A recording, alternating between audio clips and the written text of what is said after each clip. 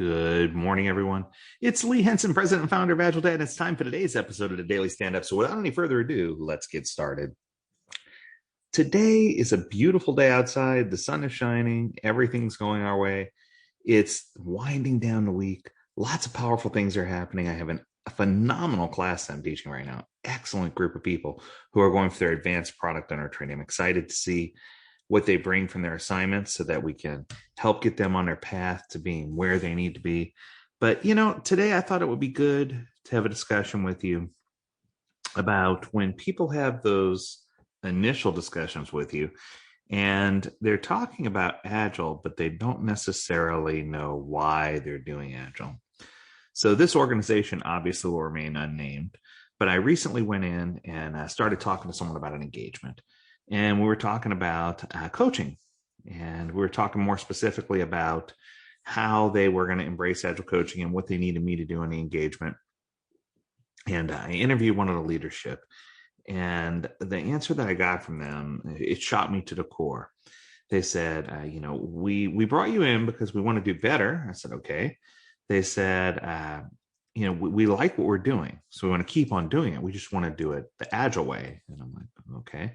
They said, they said, we want to take our current process and agilify it or scrummerize it or, just sprinkle a little dust on it and make it better. I'm like, so tell me how Agile you are now, and he says, well, you can do that with the other managers. So I went and met with some of the other managers, some of the other leaders. And one of the managers was insistent. He says, we are so excited. We put our own company name brand and we have that version of Agile that we've implemented. And boy, let me tell you, we call it the Hyper Agile. I'm going to give you that. I'm like, Hyper Agile. I'm like, that sounds really good. I said, tell me more about it. He says, yeah. He says, most groups, most organizations do that meeting for 15 minutes every day. Oh, no. He says, we have that meeting for 45 minutes every day. We're Hyper Agile. I'm like, whoa. I'm like, that's incredible. He says, all these other organizations are breaking things into 2-week sprints. He says, we break all our work down into 6-week chunks because we're Hyper Agile. I'm like, whoa, stop. You're hurting me, right? And the sad part was the last thing I heard. So they asked me if I would do an executive leadership presentation for the company. And before I started, they gave me this story, this spiel. They said, make sure when you go in, you don't talk about anything that we're doing wrong. They said, your focus, and the reason we brought you in is that you can focus on all the things we're doing right so that we can celebrate all the things we're doing right. Because if you bring up the things that we're doing wrong, it's going to hurt people's feelings and people are going to be upset. And I thought to myself, this rings true, and it can only mean one thing, that either A, this company really doesn't understand what Scrum and Agile is, or B, they do understand what it is and they fear it so much that they don't want to implement it. And I've been to a lot of companies who don't know why they're doing Agile. So if you've ever read my document, the Agile 12-step program, step 1 is admit you have a problem that you're trying to solve, and why did you choose Agile to solve the problem?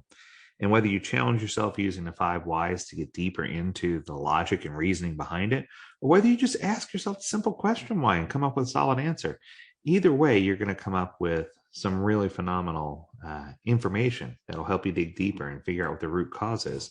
Sometimes I get people who say they want to do Agile because what they're currently doing isn't working, which makes sense. And I say, if we're only building 3 or 4 products and they're not being effective, or they're riddled with defects, or our customers aren't happy, why can't we want to scale? We want to do safe and build 100 products. That way we know at least one of them will be something that the customer wants.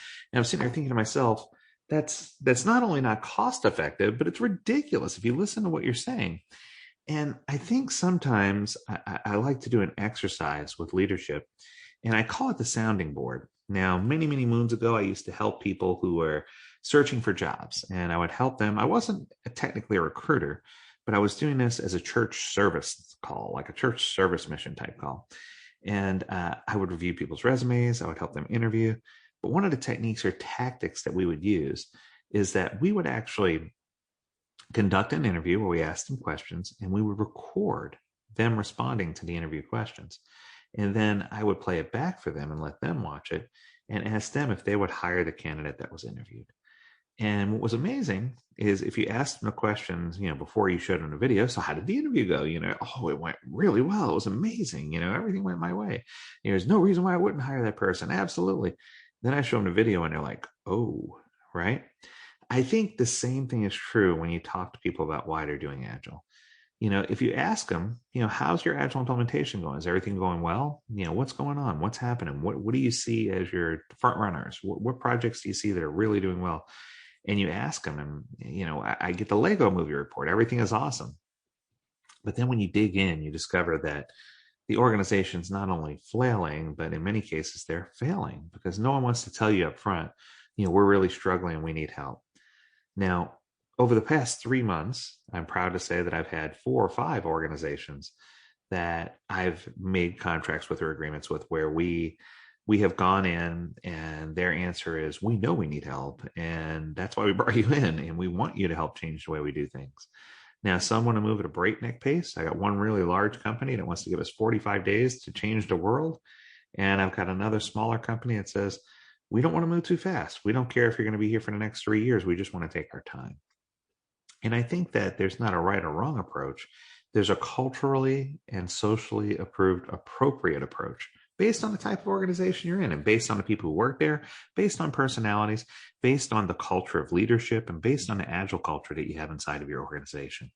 So I guess the crux of this stand-up podcast episode is, do you really know why you're doing Agile in your company? What problem are you trying to solve? What are you trying to make better?